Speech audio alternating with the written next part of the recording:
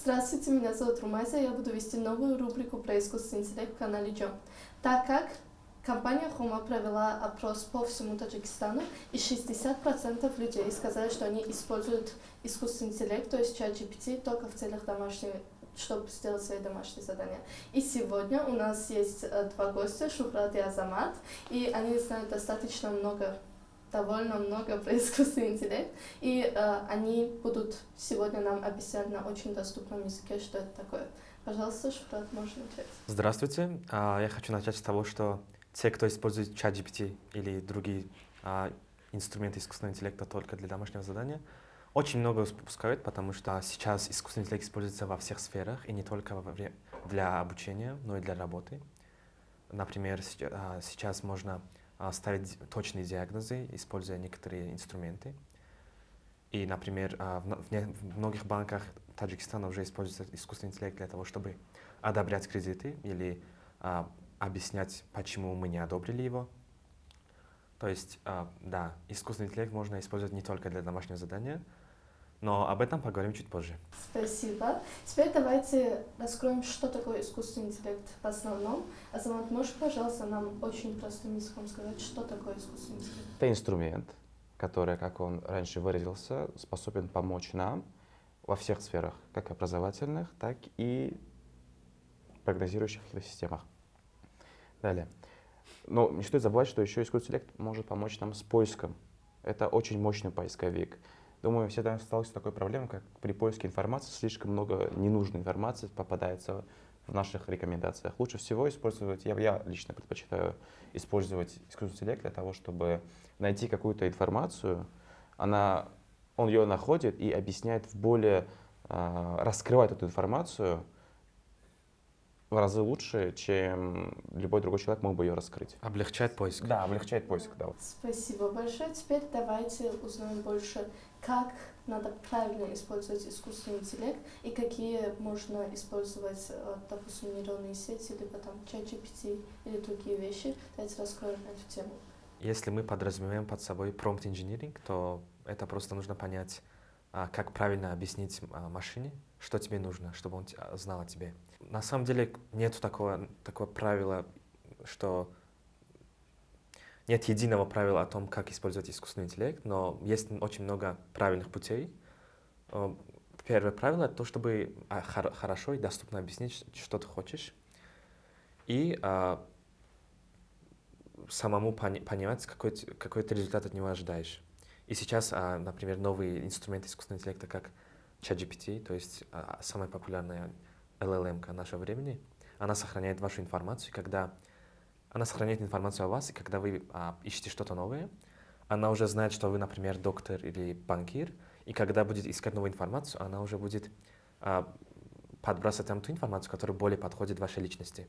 Откуда вообще искусственный интеллект понимает, кто вы, и запоминает информацию? Он просто запоминает вашу историю чата, вашу историю разговора, и, например, когда вы только что зашли, им только начали использоваться, например, этой нейронной сетью, она о вас пока ничего не знает, но со временем, когда вы будете задавать много вопросов, она постепенно будет понимать ваши интересы, кем вы являетесь и в чем заинтересованы.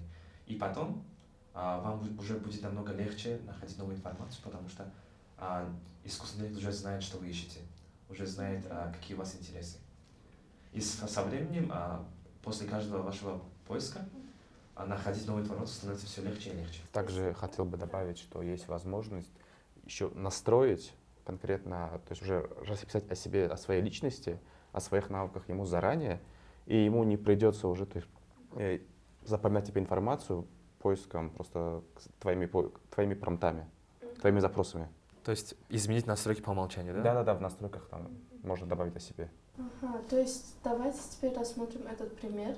Можете принести какой-то конкретный пример? Допустим, если вы хотите изучать английский, как неправильно написать ChatGPT, что вы хотите, как правильно написать, чтобы он понимал, вам хороший ответ дал, чтобы было наглядно и понятно? Я считаю, что для начала нужно, опять-таки, как мы уже об этом говорили ранее, выразить о том твой уровень, на что ты способен, выбрать, допустим, какой-то определенный, паттерн того, как ты будешь заниматься, то есть сколько часов ты способен уделить, сколько, допустим, слов и тому подобного.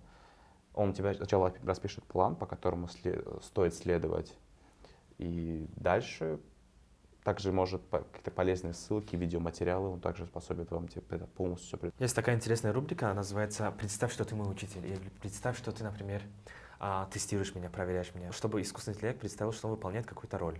То есть ты пишешь: сейчас ты мой учитель английского, и я студент, который хочет, например, выучить глаголы прошедшего времени.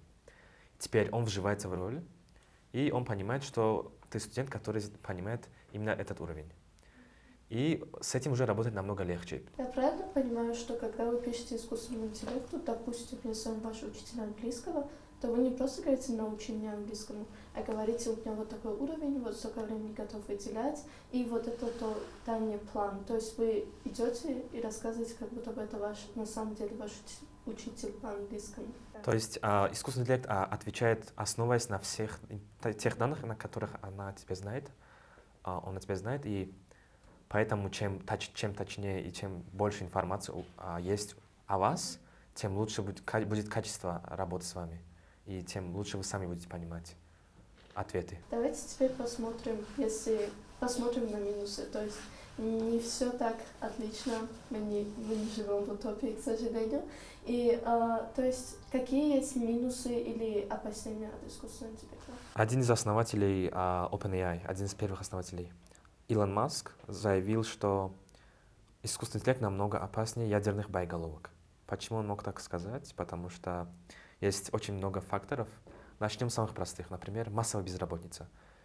Искусственный интеллект уже в некоторых странах, например, заменяет базовые профессии. Не то чтобы он заменяет их полностью, просто помогает эксперту, и этому эксперту не нужны уже менее образованные помощники. То есть он уже может, то есть у него появилась третья рука, с которой он может намного лучше и быстрее работать. То есть да, первое опасение мировой экономики — это массовая безработица. Второе опасение — это то, что искусственный интеллект может выйти из-под контроля. Опять же, вспомним фильм «Терминатор», но это, опять же, не думаю, что пока что это близко. Да. И третье опасение — это фальшивая информация, то есть дипфейки. Это, например, если у меня есть инструмент, который может создавать картинки, реалистичные картинки, если у меня есть инструмент, который может создавать видео, что меня останавливает от того, чтобы я просто взял какого-то человека и задал промпт, например, нарисую, чтобы этот человек воровал у банка. То есть поддельная информация. Вы не думали о том, как можно избежать эти вещи? Допустим, какая работа уже проделывается, чтобы там остановить дипфейк или замедлить безработицу? Ограничения там стоят определенные. Да. Ты не можешь, допустим, вести какой-то запрещенный материал, то есть какие-то аморальные вещи. Он тебя полностью говорит, что ChatGPT, либо любая другая LLM запрещает тебе это. Я не знаю, как в других странах, но в США там очень сильно ограничивают большие корпорации, чтобы они не могли использовать чтобы люди не могли использовать искусственный интеллект прямо везде. Например, можно спрашивать опасные вопросы, которые могут навредить человеку или другим окружающим. И поэтому ставят очень большие ограничения. Когда, например, запускают новую версию модели ChatGPT, ее неделями или если не месяцами проверяют. Задают очень много вопросов, такие как навредит ли его ответ, например, человеку, или может ли он ответить на опасный вопрос. И после того, как, например, протестировали и все возможные ответы, только тогда запускают для публики. То есть все это очень хорошо проверяется, потому что это очень популярный инструмент. Как вы, скорее всего, знаете, на днях наш президент сказал, что мы хотим внедрить искусственный интеллект более и там в системе в школах, и вообще в общем в нашем государстве. И почему вы думаете, это так важно, да, и к чему это приведет? Лидер нации, наш уважаемый президент Республики Таджикистан Эмомали Рахмон подписал стратегию, где сказано, что Таджикистан планирует сделать так, чтобы 5% от ВВП, в общей продукции Таджикистана, то есть приходило от искусственного интеллекта. То есть, чтобы искусственный интеллект отвечал за 5% всей продукции Таджикистана. Это очень большая цифра. То есть сейчас технологии, может быть, все технологии отвечают за 5%, а наш президент поддерживает нас, чтобы только искусственный интеллект отвечал за эти 5%. Оптимизировать, либо же улучшить какие-то уже существующие системы, то есть уменьшить какие-то затраты, увеличить продажи, допустим, можно что-то прогнозировать с помощью искусственного интеллекта, выявлять какие-то паттерны, чтобы улучшать какие-то отрасли, все отрасли, если еще есть возможность будет разработать свой собственный, то есть как OpenAI. Конечно, это мечты, но хотелось бы таджикская LLM полностью, способная на какие-то сопоставимость с ChatGPT в идеале. У нас очень сложно посчитать истинную ценность искусственного интеллекта в нашей экономике, но как мы можем достичь этой цифры? Сначала мы должны обучить всех студентов и начать обучать школьников о том, что такое искусственный интеллект, чтобы они начали использовать его. Нам очень выгодно строить свои дата-центры, нежели чем покупать у других стран. И другие страны Центральной Азии могут пользоваться нашими серверами. Очень интересно, то есть получается за счет того, что мы не импортируем продукты, а создаем сами, Да. то есть у нас много денег сохраняется, и мы можем вложить их в другие отрасли нашей экономики. Да. Очень интересная тема. Есть какие-нибудь, вот, допустим, у меня такой вопрос выходит, допустим, вот сейчас мы начнем обучать учеников. Насколько я знаю, к 2026 году уже во всех школах должны быть уроки искусственного интеллекта. Вот, допустим, я как ученик, я пошла, я научилась, что мне с этим дальше делать? Как мне использовать искусственный интеллект? Мы обучаем студентов двум вещам. Получается, использование искусственного интеллекта. Не создавать, а использовать. А второе — это разработка, то есть уже часть R&D. Большая часть компаний по всему миру просто используют большие нейронные сети и решают какие-то проблемы. И есть такие более сложные проблемы, которые требуют, например, создания новой модели. Это уже сфера R&D. Пока что мы фокусируемся на том, чтобы научить школьников просто использовать их. То есть мы учим создавать базовые модели, например, как создавать простую регрессию, чтобы узнавать цены, но в общем наша цель просто, чтобы они понимали, как часто мы каждый день используем этот инструмент и как правильно использовать его, как мы ранее об этом поговорили. Допустим, я в жизни своей ни разу ChatGPT не использовала, и, допустим, я журналист, возьмем, и как мне использовать искусственный интеллект для того, чтобы мне на работе стало легче. Вот я, допустим, я сейчас смотрю вот этот подкаст, и мне интересно, но я все еще не знаю, как мне использовать это для того, чтобы оптимизировать свою работу, чтобы мне было легче. Приведу пример тоже IT-профессии, опять-таки, то есть у нас там большое количество каких-то рутинных задач, которые можно оптимизировать с помощью, опять-таки, ChatGPT, либо других каких-то LLM, либо другие профессии тоже, как уже, то есть тот же журналист, можно, допустим, проверить на точность твои вопросы, проверить, совпадает ли, то есть правдивы ли твои вопросы, просто информация, которой ты обладаешь, она релевантна ли. Потом, опять-таки, как уже говорил ранее, его поиск можно найти какой-то свежие новости, допустим, ты журналист, тебя какая-то тема конкретно интересует, ты проводишь какое-то расследование, ты можешь посмотреть там какие-то архивы, то есть в архивах копаться довольно сложно, а если ты используешь ChatGPT, то есть дал ему поиск по архивам, прошелся, ты сразу вывел все, что тебе необходимо, дал ссылки, ты там по ним еще можешь сама перейти и найти выделенную им информацию и проверить ее достоверность. Можете уточнить, почему есть такая вещь, что если вы делаете что-то очень ответственное, допустим, если вы пишете эссе для того, чтобы вы эссе подать, использовать ChatGPT как ресурс информации не очень желательно. Или, допустим, если вы готовитесь к чему-то очень важному, почему он вам дает ссылки, которые не работают совсем, никуда не ведут, почему это происходит и почему надо понимать, что ChatGPT не может просто всю нашу работу делать. Когда нейронные сети, как ChatGPT, вводят неправильную или неверную информацию, это называется галлюцинацией. Это когда искусственный интеллект научился чему-то и применяет это свое знание в какой-то другой сфере, думает, что это тоже правильно. То есть, да, и когда иногда ChatGPT может показывать недостоверную или неправильную информацию. Но перед тем, как использовать, там в самом низу написано, каждый раз, когда вы отправили запрос, там сказано, что ChatGPT может совершать ошибки, просим перепроверить важную информацию. Там им ровно так и сказано.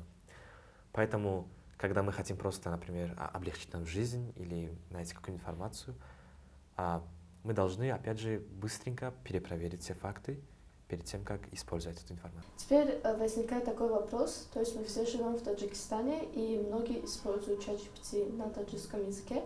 В почему ChatGPT настолько, на данный момент настолько плох и в таджикском языке, и как в разговоре у него очень сильный акцент. Почему? В чем проблема?